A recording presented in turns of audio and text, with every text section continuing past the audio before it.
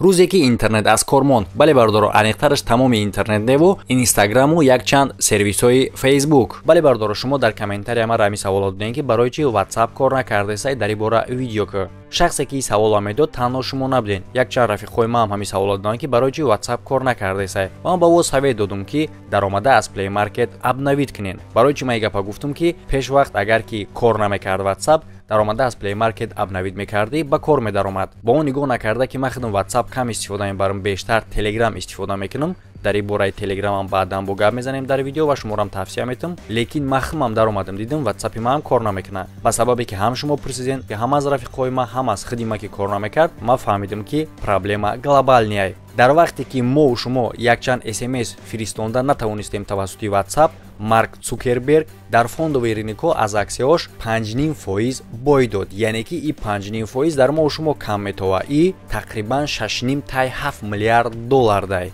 Я охерел просто. дар видео гап мезанем ки ба кадом сабаб WhatsApp аз кор баромад ва на танҳо WhatsApp баромадагиа чанд қадар сайтҳои дигаам ва сабаби ҳамаё дар чиз буд ва барои далилнеши ҳамин хел тупик да гирифтор нашем чӣ кор бояд кард.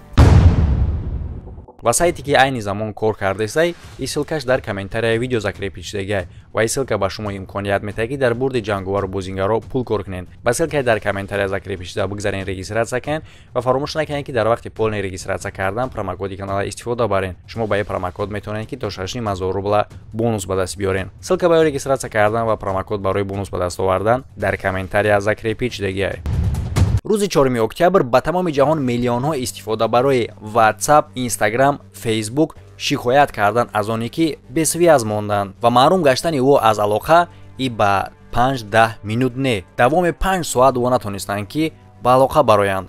сайтҳо грузид намекард, SMS роӣ намекард, SMS роӣ кардагиро қабул карда намешуд. мумкин аст ки дар вақти видео баромадан аллакай оҳиста-оҳиста свияз барқарор шидан бигирад, барои чӣ хотире ки и дуру дароз давом карда наметавонад. чӣ хеле ки дар аввали видео гуфтем, дар чанд соате ки свияз набуд, чӣ қадар миллиардҳо основа тили сервисҳо бой доданд. ва дар инҷа мехоҳам кӯтоҳак бифаҳмонам ки барои чӣ дар ҳолати WhatsApp кор накардан, Facebook ҳам кор накард, Instagram ҳам кор накард. ҳамаи ё ягам бародаро WhatsApp ва Instagram ин аз Facebook ай. худи Facebook официалан дар бораи аз кор баромадани сервисҳош ҳеҷ гуфтагӣ нест, лекин баъзе специалистҳое ки дар ҳамин соҳа кор мекунанд мегӯянд ки и ба сабаби аз кор баромадани DNS сервисҳое астае ки дар во подключат шудагиаи Facebook. ва ҳамчунин аз тарафи мутахассисон маълумоти неофициал астае ки дар ворид кардани аз тарафи кормандони худи Facebook махсус конфигурасияҳо дар система сабаб шудагиае ки общи система аз кор баромадагиае. албатта ки Facebook дар ин бора кор мекунад барои барқарор кардани свияз. баъди панҷ шудани хабар дар бораи аз кор баромадани сервисҳои Facebook ки основателиш Марк Цукербергай, аксияҳои компания $20 поён фаромаданд ки 5.5% дар бар мегирад, ки тақрибан дар объём $7 миллиард мешавад, ки ҳамаи сабаб шуд ки Марк Цукерберг дар рӯйхати бойтарин одамони ҷаҳон дар ҷои шашум фаромад. ва аз ҳама дараҷа безебиш чӣ буд ки барои чӣ қадар муддати дароз давом кард избои система. барои он хотире ки сотрудникҳои Facebook ба офис ворид шуда натонистанд барои барқарор кардани свияз. барои чӣ хотир? барои он хотире ки ҳамун збое ки дар свияз шудагӣ буд, ҳамун збой дар системаи бехатарӣ ҳам мешавад. ва чӣ хеле ки дар боло қайд кардем, барои чӣ хотир ҳамаи сайтҳо аз кор баромаданд? барои он хотире ки ҳамаш пайвастанд дар Facebook. не ки дар ҷа савол ба миён меояд ки ҳамин вақти кор накардани WhatsApp, ман дар YouTube видео партофтиса будам, видеоам часпид 70 чанд фоиз шид, гашта бо 50 чанд фоиз шид ва хеле ҳам дер грузид шид. бо он нигоҳ накарда ки интернети ман хеле ҳам хуб ай, безлимитай полный. савол дар ҷа ба миён меояд ки аз кор баромадани сервисҳои Facebook чӣ намуд алоқамандӣ метавонад барасонад дар дигар сайтҳо, дар TikTok, Telegram,